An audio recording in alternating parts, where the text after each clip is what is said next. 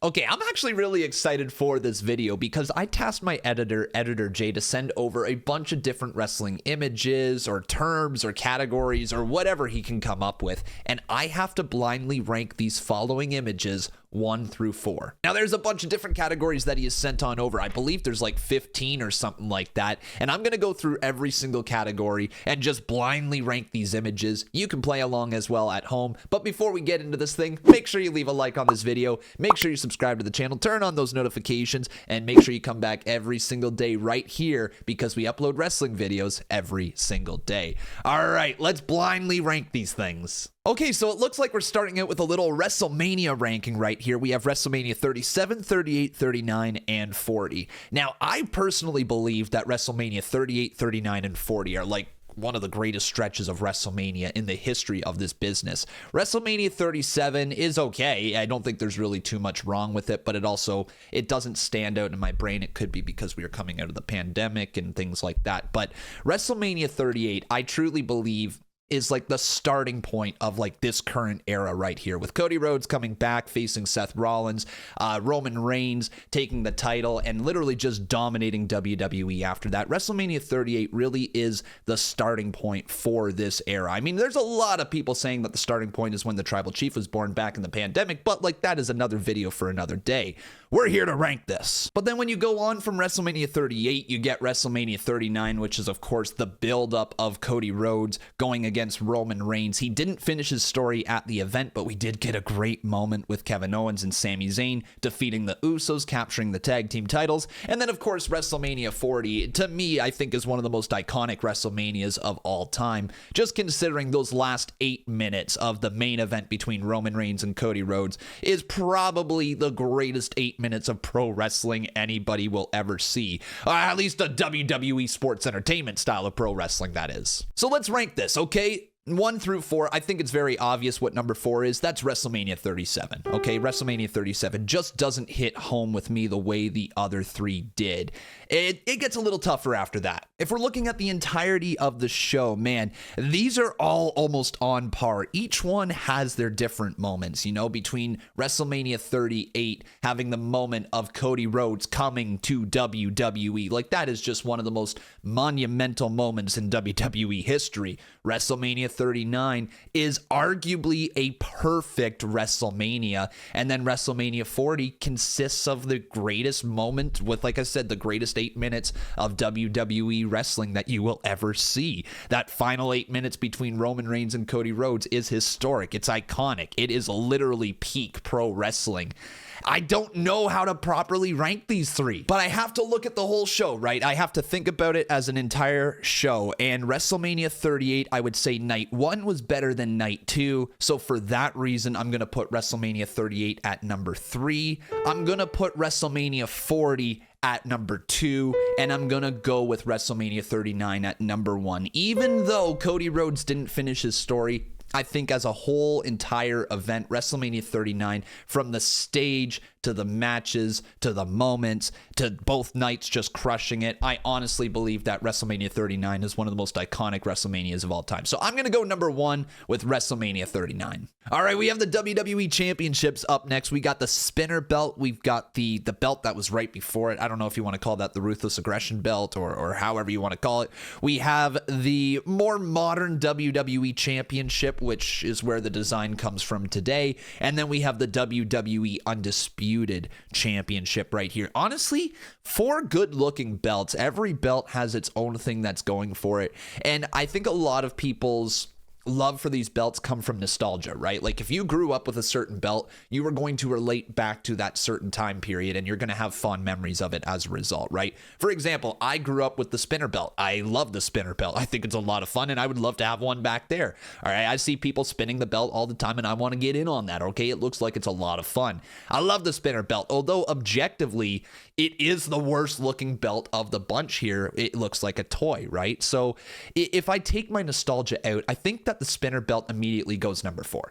And I know that a lot of people might not agree with me on that one because of that nostalgia, but honestly, it's not as good looking of a belt as the rest of them, even though it has a very special place in our heart. If you take away John Cena and what he did for that championship, the belt looks weird on literally anybody else. So that's my thought process right here. As much as I love it, as much as I would love to own one, I'm going to give it the number 4. Number 3, I'm going to go with the more modern WWE Championship design at number 3 with the big WWE logo in the center.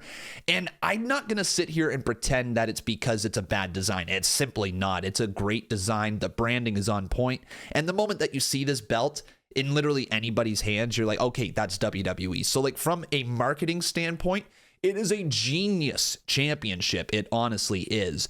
But I will also say it was the start of WWE going down this path where their championships just didn't really have a lot of character, right? It didn't have a lot of, I don't know. It's just, it looked like a branding belt. It didn't look like something that looked like a world championship, or at least not in the way that things used to look like. Like if we take a look at the 2002 championship right here on the top right-hand corner, that looks like a championship, right? And so does the one just below it, although it still does have that WWE branding. It's just the solid gold plate makes it feel like a little bit more like a championship. So that means we're down to 2 right here. We're down to the Ruthless Aggression belt, or we're down to the WWE Undisputed Championship. And I could honestly take either one right here at number 1. I'm going to go with the one that's around the shoulder of my man Cody Rhodes, okay? We're going to go with the WWE Undisputed Championship as the best design right there. And then the other championship, the Ruthless Aggression Championship, or however you want to call it, can fall into number 2. So there you go. Spinner belt at 4, WWE title at 3, the 2002 title at 2, and the Undisputed Championship at 1. This is cool. We're ranking WrestleMania, Money in the Bank, Survivor Series, War Games, and Royal Rumble. I actually like all 4 of these, and I appreciate that he put in Money in the Bank over SummerSlam. But I think, dude, Editor J, I think if we were picking the top 4 WWE PLEs now, I think Survivor Series is gone. I think Survivor Series is almost like a sideshow that they have to build up to some more of these major events. Money in the Bank has taken over Survivor Series, so SummerSlam deserves to be in these 4, in my opinion. But that's not what we're doing right here. We're ranking these 4. Now, if we have WrestleMania, are we talking about WrestleMania Vegas coming up and War Games coming up? Or are we talking about the pay-per-view as a whole? I'm going to assume we're going for the pay-per-view as a whole, and I have to rank which PLEs I like the most. Okay, so let's start at number 4 right here. It's very simple for me. As fun as it is every single year, and as much as I enjoy watching it, I don't get as hyped up for Survivor Series War Games as I do for the other 3. It's just simple like that, okay? Survivor Series War Games is going to be fun. It's going to be enjoyable. We're going to get some great spots. I kind of miss the 5v5 element that Survivor Series used to have, and I hope that we get that on top of War Games. I'd love for like a combination of the 2, or better yet, have it be the de facto default setting, if you will, where it's like every single year it's 5v5, and if warranted, if the feud is like, let's go, like it's hyped up enough, then it turns into War Games. That would be a pretty cool transition. So some years you get War Games, some years you don't. Maybe some years you only get War Games for one person, like the women's War Games, or one year you get it for the men's, or maybe some years you get it both. Anyways, that's number 4 for me. Number 3, 2, and 1 are going to be very difficult though, because the way that I look at it, I watch these events for different reasons. For example, Money in the Bank, I watched the event for the future, right? I'm taking a look at Money in the Bank and saying, what is the next year of WWE story going to be? Whether it be who's going to become the next champion, or who's going to get pushed up the card, or what's the drama surrounding the Money in the Bank briefcase, whether it be on the men's side or the women's side. I love seeing that WWE starts to envision the future through Money in the Bank. However, I have to admit, Money in the Bank, it's a car crash, it's exciting, it's for the future, but there really generally isn't anything too much that is impacting the event that day. Like, yeah, sure, somebody could cash in Money in the Bank day of, and it happens quite often, but generally speaking, Money in the Bank is about the future. So if you missed it, you could still catch up on it, and you would probably be all up to date on the future. You know what I mean? You didn't miss anything massive. Sometimes you do, sometimes you don't. You get what I'm saying. It's number 3 for me. But then number 2 and number 1 between WrestleMania and the Royal Rumble. Literally, I watch both of these events for a different reason. Royal Rumble is the start of the road to WrestleMania. It's where everybody starts to take a look at what's coming up at the biggest show of the year at WrestleMania, and how is the card going to form? You know, what matches are starting to take shape? You know, which ones are we going to see on the grand stage? I love the Royal Rumble, and it's also that element of like, you don't know who's going to show up, and anything can happen, right? For me, I think, and this is going to be a tough one to actually convince myself that I truly agree with, but I think I'm going to have to say that Royal Rumble is number one on my list. If I ever think about, like, if I was going over to a friend's house, or if like I was gathering a bunch of people to watch some sort of wrestling show, I would want it to be the Royal Rumble. It is the best event for casual viewers. It's the best event for just like quick paced action where things happen that you weren't expecting. You get surprise returns in the Rumble. Now we have 2 Rumbles with both the women's and the men's. We generally have a big angle that takes place on the show. I love the Royal Rumble, and I look forward to it every single year. It's the perfect way to kickstart the road to WrestleMania. And like, here's the thing. Sometimes WrestleMania is a miss. Sometimes WrestleMania isn't the greatest show ever. It's a lot of hype going into it, and then it doesn't deliver. Most Royal Rumbles, if not all of them, deliver. Well, okay, not the one where Roman Reigns won. Okay, not that one. But yeah, final list, I'm going to say Survivor Series at 4, Money in the Bank at 3, WrestleMania at 2, and Royal Rumble at 1. No, I'm not acknowledging Roman Reigns. You're lying. Damn, Jay, difficult again. We have to rank the H-bomb, the stunner, the swanton, or the RKO. Dude, these are tough. Now, I know exactly why Editor Jay put the H-bomb on it. He has heard me say it countless times. That is probably my favorite finisher in pro wrestling right now. I just love how aggressive it is, and it can come out of nowhere and can be hit so many different ways. But I gotta be honest, okay? When you compare it to a swanton bomb, a stunner, and an RKO, there's really not much conversation right here. We got H-bomb at number 4. And actually, I'm going to be real. I think my list is pretty easy right here. As much as I love Jeff Hardy, I'm going to put the Swanton at number 3. It's a cool looking move that we've all replicated into a pool at some point or onto a trampoline. But like, when you compare it to the stunner and the RKO, it's number 3 for sure. And then I think the RKO is like one of the greatest finishers of all time. Objectively speaking, it can be hit out of nowhere, hit on anybody. It's relatively safe. It's a perfect finishing move. The stunner can have the same sort of thing, but it requires a lot of selling from their opponent in order to make it look good. And if they don't sell it right, it looks like crap. So I'm going to say stunner at number 2, and we're going to go Randy Orton's RKO at number 1. Looks like we got a couple of debuts right here. We got Ronda Rousey's, The Shield's, Chris Jericho's, and AJ Styles.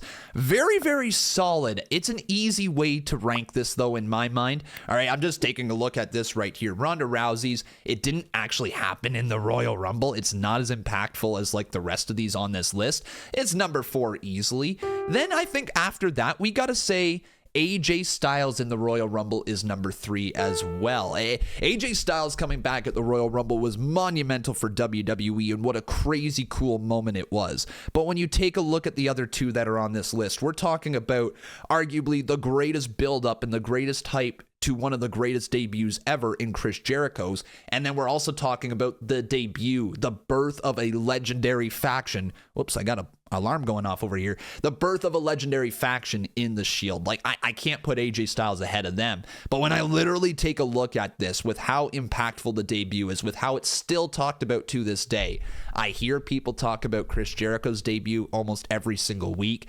I don't hear people talking about the debut of the Shield as much. People remember the Shield, they remember their actions, they remember the faction, but people remember the Jericho debut against The Rock. So that is very easy for me. That is number 1 for Chris Jericho and number 2 for the Shield. Oh, returns! Oh, dude, what are you doing to me? I have to rank CM Punk, Bray Wyatt, Edge, and John Cena's return. This ain't fair, dude. Can I just rank them all number 1? Nope. Okay. All right. So let's actually think this through. People are going to hate on me for this one, but I didn't live through it. Okay. I didn't get to watch the pay-per-view back then. I didn't see it happen in live time. It does not hold a special place in my heart. It's John Cena at number 4 for me. Okay. I didn't witness this in live time. I just didn't. I wasn't allowed to watch pay-per-views back in grade 8. But the other 3, I literally live streamed my reactions to. I reacted in real time with all of you guys, and it's a very difficult one. I have to go with emotional connection, okay? And as much as I loved Bray Wyatt's return to WWE and the build-up and the reveal and all the puppets coming to life, everything about it I loved, it just doesn't have the exact same emotional tug on my heart that the other two have.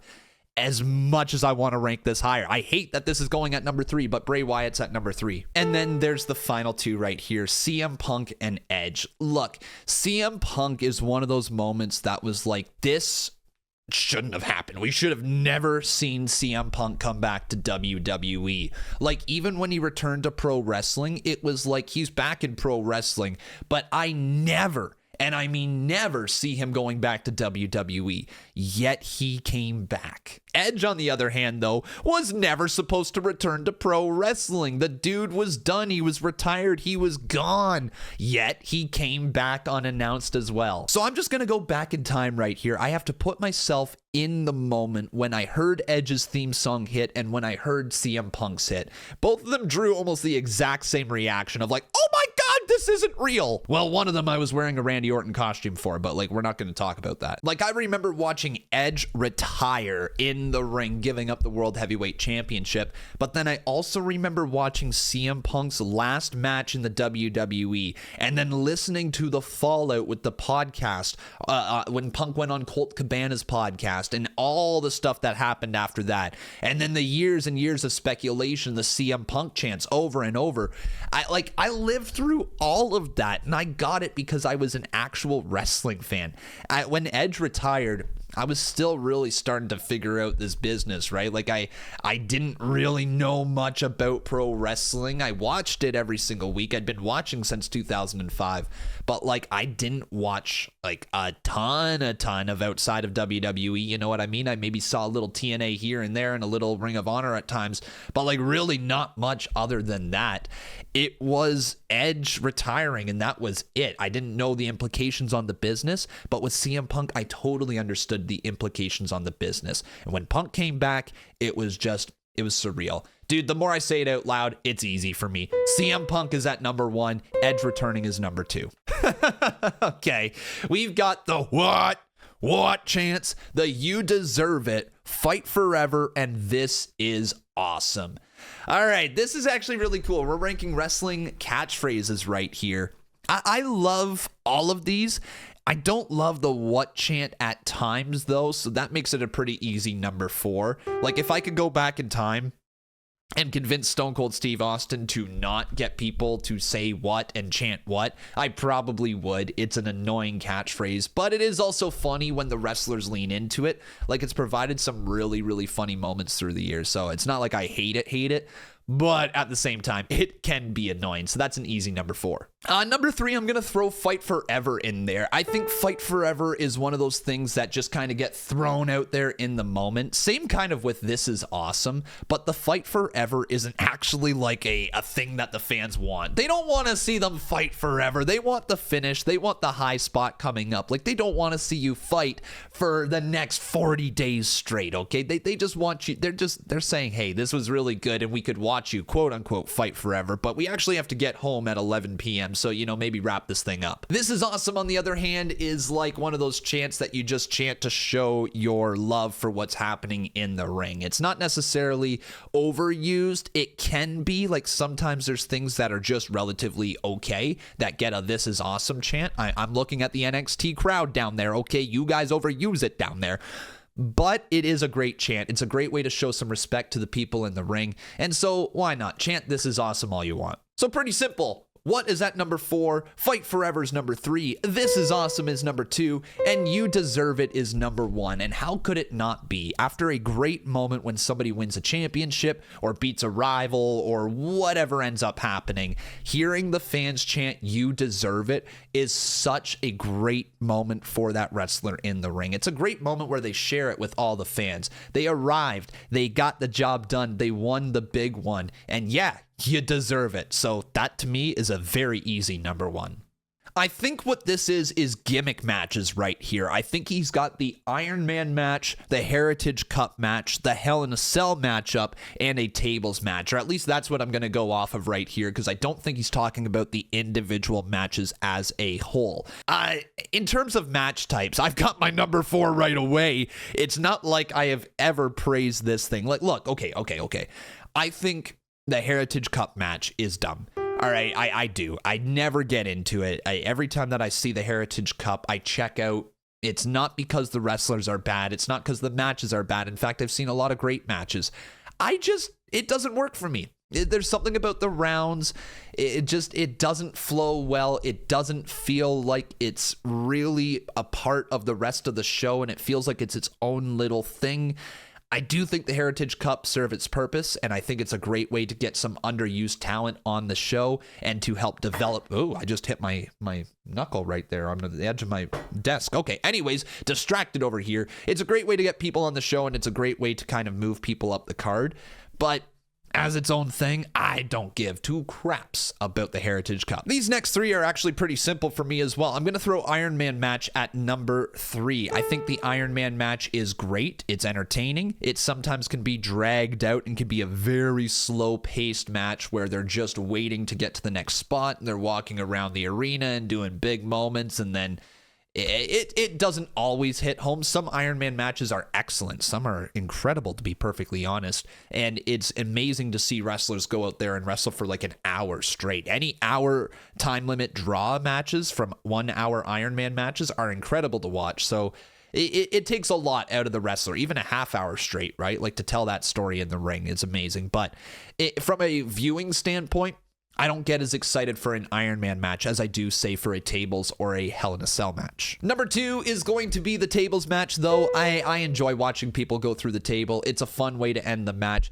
In fact, I actually really like the tables match being used in a feud to help set up a future match, because it doesn't require somebody losing via pinfall or submission. All it is when somebody goes crashing through a table. I like that aspect of it. I think it makes the matchup a lot of fun. And so, yeah, I'm going to give the tables match a solid number 2, meaning the Hell in a Cell match is number 1. And how could it not be? We're talking Hell in a Cell, one of the greatest gimmicks WWE has ever introduced to a wrestling ring. I love it. Yeah, there's been some stinkers through the years, but it does feel like Triple H is starting to bring back that feeling with what we just saw between Drew McIntyre and CM Punk inside of the cell. So without a doubt, number 1 is going to be Hell in a Cell. Damn, looks like we're rating the tag teams right here. We got the Dudley Boys, the Hardy Bros, we got the Usos, and we have Edge and Christian. All great tag teams. I love all 4 of these teams. And I think that this is probably a little more difficult to rank than I first think, but like, let me just go right off the top of my head. When I see this, there's a couple of teams that immediately invoke a reaction within me, and that's the Hardy Bros, that's the Dudleys, and that's the Usos. Sorry, Edge and Christian, I didn't watch you, all right? I didn't get to really experience Edge and Christian as a tag team, and I know that they're loved. I've seen their matches. I've seen the TLC matches. I've seen their chemistry together. Yeah, great tag team, but for me, no, not towards the top 3, so they are number 4. Number 3 is going to be the Dudley Boys for me. As much as I love the Dudley Boys putting people through tables, I prefer, honestly, Bubba on his own as opposed to being with Devon. I don't know if it's just because what I saw with him as Bully Ray, or if it's because I listened to him on Busted Open Radio all the time. I don't know what it is, but like personally, when I watch the Dudley Boys, I get excited, but my attention is always on Bubba. So I'm going to say that they're number 3. Now, this next one is actually very difficult to choose between the Usos and the Hardy Boys for me, because I literally have seen both of their careers, pretty much all of them. Not the entire career of the Hardy Boys, as like I did miss out on a little bit of it, but I got to see some Hardy Boys stuff later on. I've seen them tag together over in Impact Wrestling, through Ring of Honor. I saw the return back to WWE when they had that amazing moment at WrestleMania. I forget which year it was now, but the one with the roller coaster where they showed up and they were that mystery tag team in the ladder match match. That was an incredible pop. In fact, that was the first WrestleMania I ever streamed on my channel. So crazy, crazy cool moment right there. But then you compare it to the Usos, and I've seen literally the Usos' entire career, right from the start, right till now. Seen it all, witnessed all the great moments. I witnessed when the Usos became like actual stars when they broke through on Friday Night SmackDown with the Uso Penitentiary and their change in promos. They became stars right in front of our very eyes. Their legendary feud with the New Day, of course, the Bloodline stuff, and now we've got some solo stars coming out of it. Now they're getting the band back together. I love the Usos as well, but I got to give it to the Hardy Boys. I replicated Jeff Hardy's Swanton Bomb. I replicated Matt Hardy's leg drop all the time into the pool and on the trampoline. I did it all the time. So I'm just going to give the edge here to the Hardy Boys. If I thought the last one was difficult, now you're having me rank factions. Good Lord. The Shield, the Wyatts, Evolution, and the New Day. Damn, dude. Okay. I hate that this seems easy for me. I really do feel that this is actually simple. Oh my God, this shouldn't be this easy. Well, I love all four factions right here. Just my mind immediately goes New Day at number 4.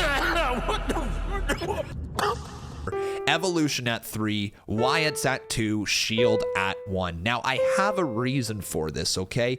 The New Day, as much as I have loved watching their work in the WWE, and I've seen their entire build, right? From the moment that the New Day was formed, where Xavier Woods was actually operating in a heelish way to start things off. I'm not sure if people remember that, but the New Day was supposed to be like this heel group who wore like all white and stuff like that. It was whatever they had planned with the New Day, it completely changed into what it is now.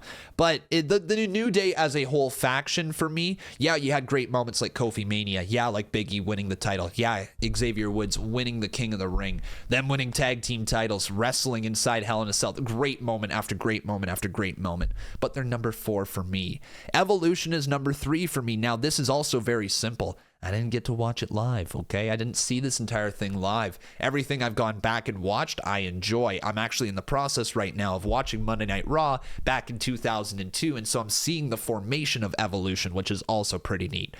But I don't have that emotional connection to them like I do for the Wyatts and for the Shield. So that's an easy number 3 for me. But the Wyatts and the Shield, man, the Wyatts and the Shield, what else do I need to say about it? If you guys are around my age, this is probably the 2 factions that you grew up watching and loving every second of. The Wyatts were so must-see TV every time that they were out there. And the Shield is the freaking Shield. I mean, arguably, I think the Shield's the greatest faction of all time, and that might be a hot take right here. But with what the Shield has produced in Dean Ambrose, Roman Reigns, all right, I guess I should say Jon Moxley, Roman Reigns, and Seth Rollins, like that group right there, I don't know if you can go back in time from any faction. I guess maybe arguably Evolution's the only other one. But like, there's not many factions that have produced that many main event talents, and for the fact that all of them are former world champions, like, it's crazy to say. Like, the Shield's moments together as a group, they could have had so many more great moments, but they split them up so early that we are left remembering all the amazing moments that the Shield had. It's very, very simple. I believe in the Shield, and they are number 1 for me. Okay, so we have ourselves 4 WrestleMania matches right here. We have Shawn Michaels versus Undertaker, WrestleMania 26, career versus streak. We have Kevin Owens versus Stone Cold Steve Austin, WrestleMania 38. We have The Rock versus Stone Cold Steve Austin. Is that WrestleMania 37? Not 37. What the hell am I saying? 17? Yes, it is. WrestleMania 17. So Stone Cold versus The Rock at WrestleMania 17, or Roman Reigns versus Cody Rhodes at WrestleMania 40. Whew. Okay. Wow. Actually very difficult right here. All great matches. If I'm going through and saying, like, I don't know how we're gonna determine what's ranking 1 through 4. I guess like overall enjoyment and importance to the business, maybe as a whole. So if we're going with importance and enjoyment, don't get me wrong, Stone Cold versus Kevin Owens at the main event of WrestleMania 38 was like so much fun to watch. I enjoyed every second of it, and it was great to see Stone Cold back in a ring.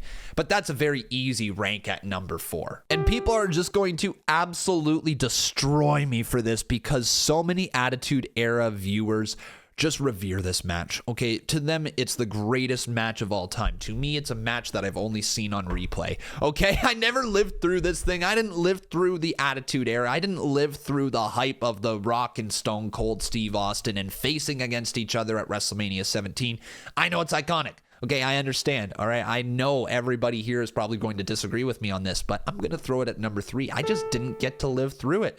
I have no emotional connection to it. Now, granted, it is an incredible match, and it is definitely worth watching, and every time I do watch it, it is very, very entertaining. So I get how it's probably a lot of people's number 1. But for me, number 1 comes down to between Shawn Michaels and The Undertaker WrestleMania 26 and Cody Rhodes versus Roman Reigns, because of that great moment with Cody Rhodes finally finishing the story. And of course, the final 8 minutes of this match, we already touched on it. It's the greatest 8 minutes of pro wrestling in WWE. It's literally peak WWE. If you had the Shawn Michaels versus Undertaker WrestleMania 25 match on this one, I might put it at number 1. It is that close though right now between Career versus Streak and Roman and Cody.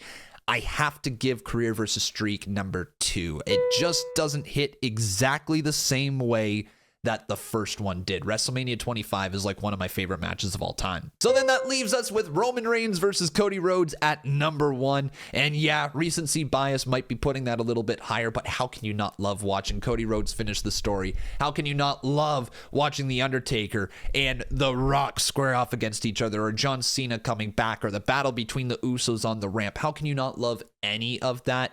It just, to me, it's peak WWE. It is number 1 without a doubt. Oh, okay. Commentary duos. This is kind of cool. Well, I guess it's actually a trio booth right there with Mauro, Nigel, and Beth Phoenix. But as I'm looking at these 4 right here, I think I'm about to say something controversial yet again. So, without a doubt, Mauro, Nigel, Beth is number 4. I love the NXT commentary team with Mauro on it, but like I get why it would be number 4 when you look at these other 3 right here. No offense to Nigel, Mauro, or Beth. It was a great commentary team back in the day, but like these other 3 are iconic. And all respect to Taz and Michael Cole as a duo, I think they're very entertaining to listen to. They just don't compare to Pat and Michael, and they don't compare to Jim Ross and the King, Jerry Lawler. It's not even close. So that is number 3 for me right there. But down to number 1 and number 2, Pat and Michael, or JR and the King. Okay, so this is where nostalgia plays a massive factor for a lot of people, because a lot of people did grow up listening to nothing but JR and the King on commentary. And I've listened to a fair amount of King and JR on commentary. I've also gone back and listened through a lot of commentary throughout the Attitude Era. The one thing that I despise about this commentary duo is that anytime there is a woman involved in the wrestling match at all, the commentary goes completely away from like the story that's being told to how can they rip her clothes off, or the puppies, or the, oh my God, look how hot she is, or like, ooh, like you got a horny old man on commentary right there in the King. I love their commentary duo. I love their back and forth. I think their jokes and the way they play off each other is incredible. But I hate how it sounds listening to any single women's segment at all involving JR and the King. It is disgusting to listen to still. I can't believe that that is actually what was happening every single week on TV. Some of the comments are ridiculous. No, they're not going number 1. Number 1 for me is Pat McAfee and Michael Cole. And like so many people are going to agree with me on this one. The way that Pat and Michael bounce off each other. And we're talking about a Michael Cole with no Vince McMahon in his ear. Wow, I can't say that apparently. In his ear. There we go. But Michael Cole is a completely different man that Vince isn't in his ear anymore. And the way that he bounces off Pat McAfee and the way Pat bounces off Michael, they brought such a whole new energy to the commentary booth that nobody is able to even really follow in their footsteps. They're trying hard to replicate what Pat McAfee and Michael Cole have done together on commentary. But so far, no one is able to fill their shoes. They are the GOATs. That is the greatest commentary team of all time. I am putting them at number 1. And then our last one right here is the Money in the Bank cash-ins. We have Bryan Danielson cashing in his Money in the Bank. We have Edge cashing in Money in the Bank. Seth Rollins with the heist of the century, or Dolph Ziggler becoming World Heavyweight Champion. All 4 great moments. Three of them really stand out in my head. One of them I kind of forgot was a thing. But Bryan Danielson, I think that this came at a time when I didn't watch a ton of Friday Night SmackDown. I played a lot of hockey, and so I was usually out traveling on Friday nights. And so generally speaking, I just didn't watch Friday Night SmackDown for a long time. Bryan Danielson also, if this took place at a pay-per-view or a PLE or whatever you want to call it, I don't remember exactly where it took place, so I'm going to look it up right now. TLC 2011. Yeah, I literally wouldn't have been watching that because I didn't get to watch pay-per-views back in 2011. Okay, blame my parents, all right? It's not on me. I had no money. Don't blame my parents. They are lovely people. But that's an easy one then for me. At TLC 2011, Daniel Bryan becoming the WWE World Heavyweight Champion, I believe, is number 4, okay? It's not even really up there on my brain. I know probably a lot of people have a bright memory of this moment, but it's nothing for me. Number 3, I'm going to throw as the Edge cash-in right here. Now, Edge cashing in for the very first time was completely unexpected. Nobody thought Edge was going to become the WWE champion. Nobody thought that this would happen this way, but Edge, the ultimate opportunist, was born as he cashed in on John Cena inside of the Elimination Chamber, or at least after the Elimination Chamber match, with John Cena bloodied to a pulp. Amazing visual, and Edge became champion as a result. Great moment, first to ever do it, set the precedent for how Money in the Bank was going to be used, and yeah, I think that is very, very important. I just didn't get to watch it live, which seems to be the common theme here with a lot of these things that I'm ranking lower. If I didn't see it, if I didn't experience it in live time and I've just gone back in the future and watched it, you know, it's like, it just doesn't hit the same. So that is a number 3 for me right there. Number 2 is Dolph Ziggler cashing in without a doubt. He cashed in on Alberto Del Rio to become the World Heavyweight Champion, and I remember watching this downstairs in my basement, and I was just on the edge of my seat. Dolph Ziggler is one of my favorites of all time. If you guys are new to the channel, you're now learning it right here. I love Dolph Ziggler. Anytime that I got the chance to play like WWE, whatever video game it was at the time, I would make my character's theme song Dolph Ziggler's theme song. I'd usually use his moveset. I loved the super kick. I loved the zigzag. I loved everything about Dolph Ziggler. And the moment that he cashed in to become World Heavyweight Champion, it was the greatest moment of my young wrestling fandom ever. It just simply was. I was so excited for Dolph Ziggler. And then they took the title off him a little bit later, put it back in Alberto Del Rio, turned Alberto heel, turned Dolph Ziggler face, but then Dolph Ziggler was out with a concussion for a little bit, so he lost all momentum. Anyways, I still love Dolph Ziggler, but it doesn't compare to number 1. It is the heist of the century, the greatest, and I mean the greatest Money in the Bank cash-in of all time. Nobody's going to deny that. Everybody loves what Seth Rollins did at WrestleMania to cash in during the middle of the match between Roman Reigns and Brock Lesnar, escaping with the WWE Championship at a time, or was it the Undisputed Championship?